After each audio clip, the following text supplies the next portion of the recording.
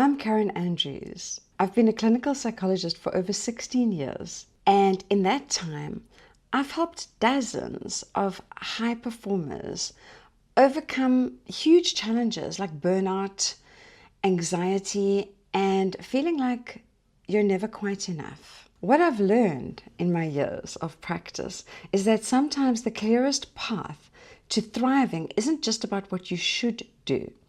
It's also about what you absolutely must not do, what you must avoid.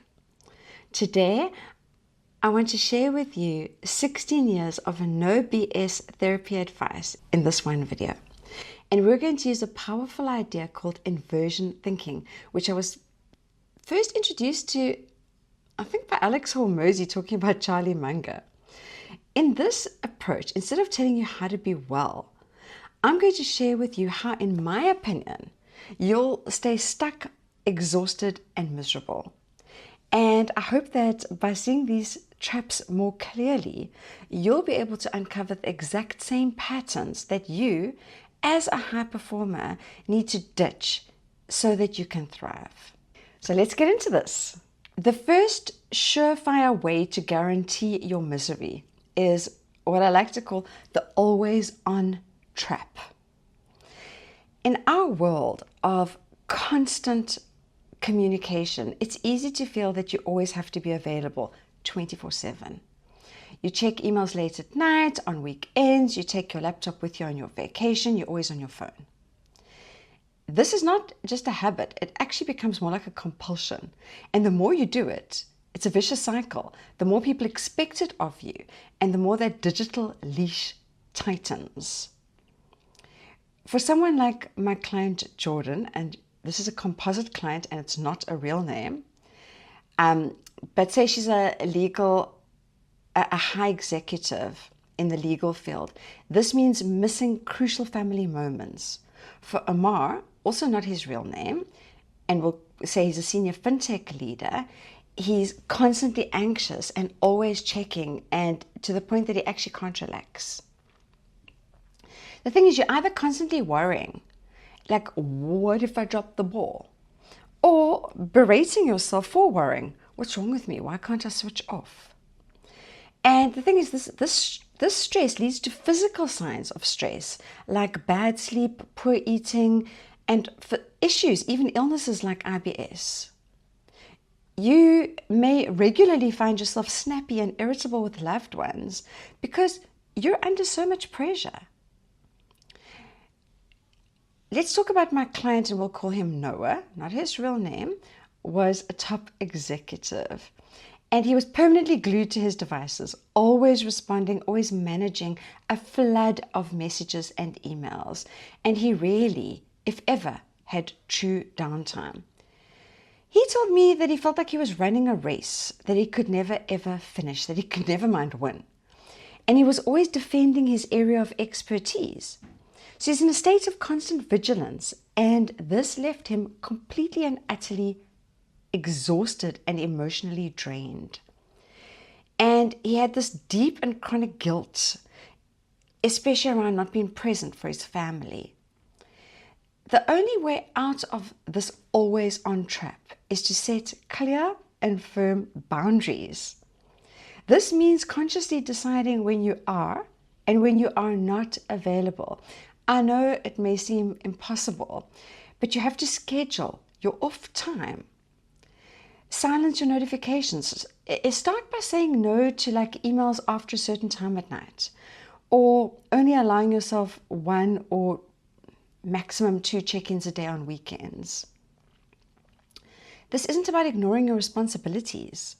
It's about training yourself and others that your time is valuable and finite. It is possible to reset expectations. You don't tell everybody, you just start. The second path to guaranteed misery is what I call the perfectionism prison. For many high performers, good enough is like a distant idea that applies to other people, never to you. You believe that nothing is ever truly perfect. And of course, It never is, right? There is always something more that you could do. There's another detail to polish, a flaw to fix. Other people make mistakes, you need to check. But the problem is that this means you never truly finish anything. You never get finished with a task. Your mind is always spinning, reviewing, and trying to make things better, polishing, fixing, organizing, controlling. And even when you do actually complete a project, you never have that feeling of being done. You overthink, you worry that you've done something wrong or that it could have been even better. And this overthinking means that you can't fully rest or ever get to enjoy your achievements. You might wonder to yourself, like, what's wrong with me? Why can't I switch off? But the thing is, you're stuck in a cycle. You're on a mental treadmill. It's no wonder you're exhausted. You're constantly worried, and you're genuinely unable to enjoy your downtime. My client Noah spent hours trying to make everything absolutely perfect, and he would overthink every single step of his day, constantly second guessing himself and checking. Despite his incredible achievements and his seniority, he was miserable. He couldn't enjoy his success because his mind was always focused on either what was next or what he might have missed or what he might have said that wasn't quite right in a meeting. This relentless drive for perfection, leads to chronic fatigue and physical symptoms. And for Noah, it was directly linked to his inability to ever actually switch off. So what we realize is that the only way to break free from this prison is to embrace that imperfection is okay. It has to be. This means learning that done is better than perfect. When you begin to focus on impact, not the flawless execution of every single detail, when you remind yourself that you're human, not a machine, you can start letting go of this need for absolute perfection, and you will find that you free up enormous mental energy and time. It's so much better for you because it allows you to complete your tasks and genuinely finish them and feel that finished feeling and give your mind the break that it actually desperately needs. The third way to guarantee your misery is carrying the unworthiness weight. For many high achievers, your drive to constantly prove yourself isn't just about ambition. It's rooted in childhood wounds and how you grew up. You may well have built an identity around what you believed was acceptable to others and what was expected of you by others. And you carry this quiet underlying belief that you're not actually ever quite good enough because your worth is something that you have to earn through constant effort, because that's how it worked in your family. This means that you keep pushing because stopping feels like you're risking yourself, your sense of self. For my client Jordan, not her real name, this translated into an internal struggle. She pushed until she's completely burned out, and this drive is fueled by guilt and fear.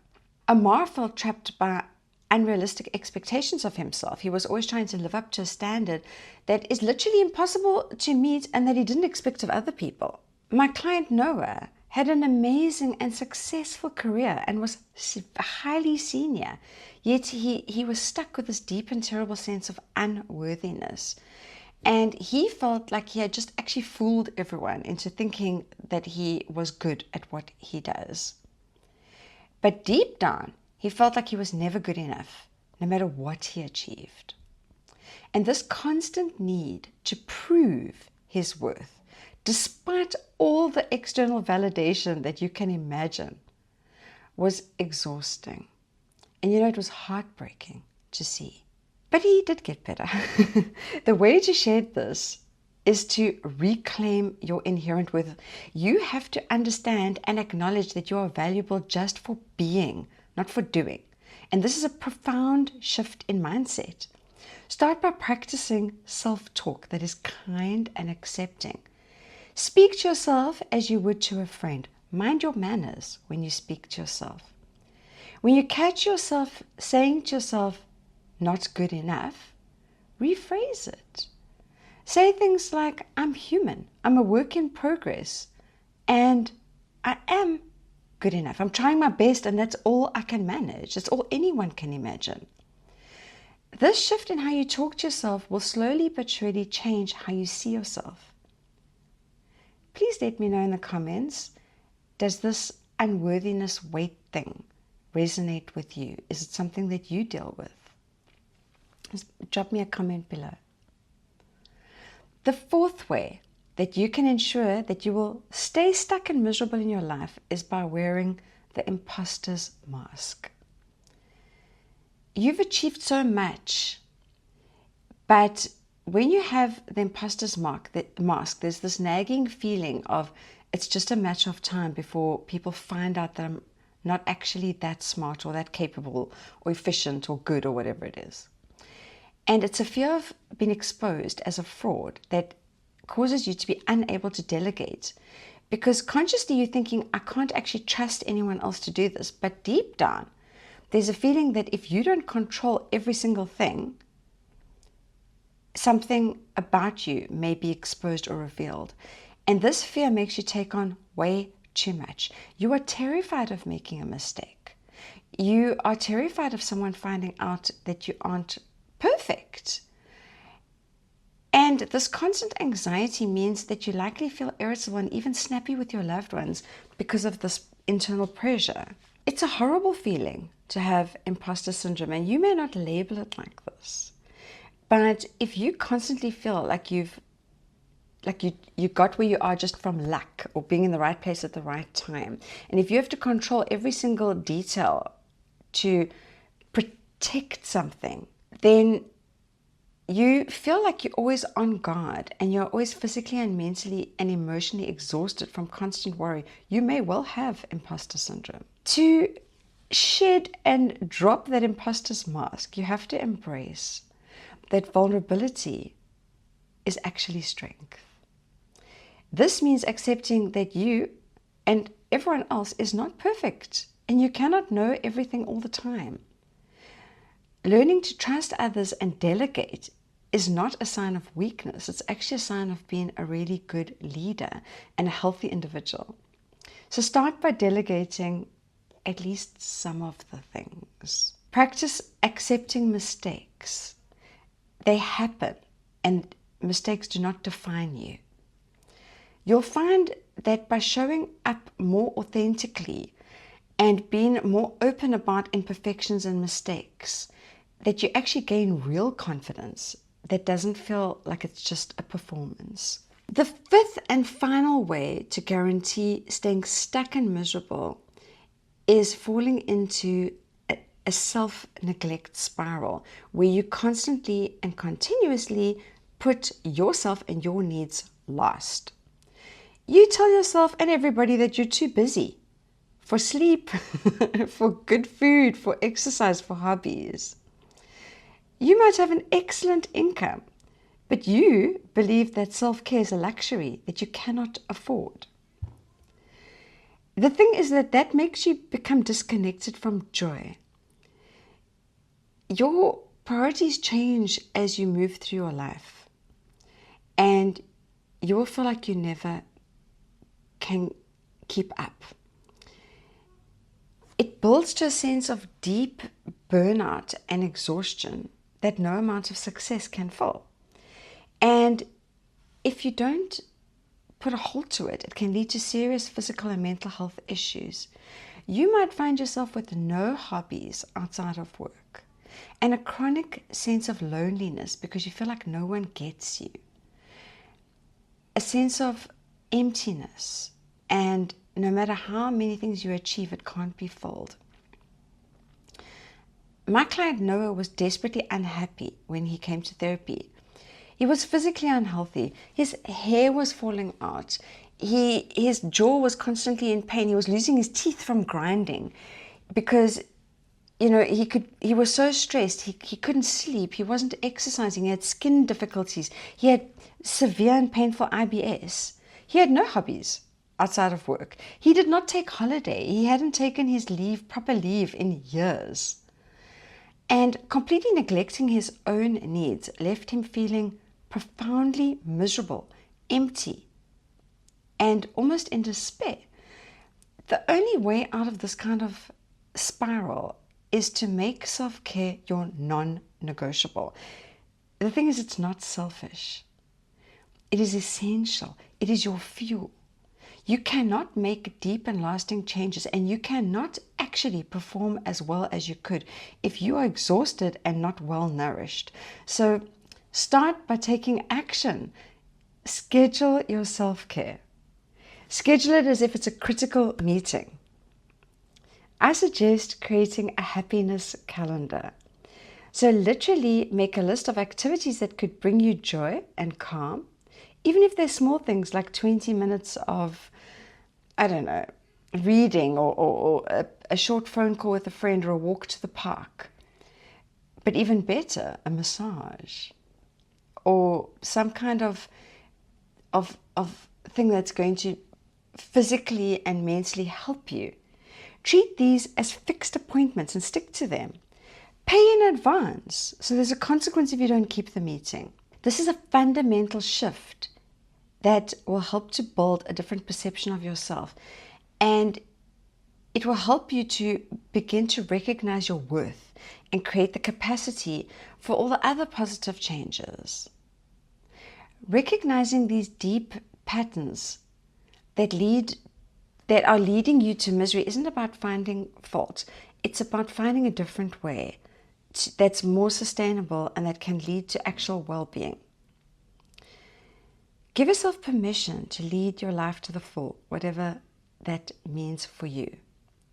Let go of the guilt and fear that have always held you back, and give yourself permission to manage your time in a way that truly prioritizes your happiness and your changing needs as you get older and have a family and things like that. It's about reconnecting with who you really are and reconnecting with your joy. When you learn to love and take care of yourself and not tie your worth to your job and your achievements, that is a fundamental change. Think of your life as like a garden that you can either tend or neglect. If you focus only on one aspect of your garden, one type of plant, like your career, and neglect the rest, and fail to remove the weeds or nourish the soil, the entire garden is going to suffer. But when you consciously tend to all the parts, your physical health, your relationships, your mental well-being, and allow for seasons of rest, i.e. holidays and time off, then your entire garden, your entire life can flourish and be full of joy and resilience. It is only when these things are in place that you will truly bloom and be the beautiful flower and the beautiful garden that you could be. If you are ready to stop this cycle of burnout and lead a life that is more aligned with your true self, there is support available. If you'd like to explore working with me directly, there's a link in the description below. Please click on it to connect with me. Thank you very much for watching.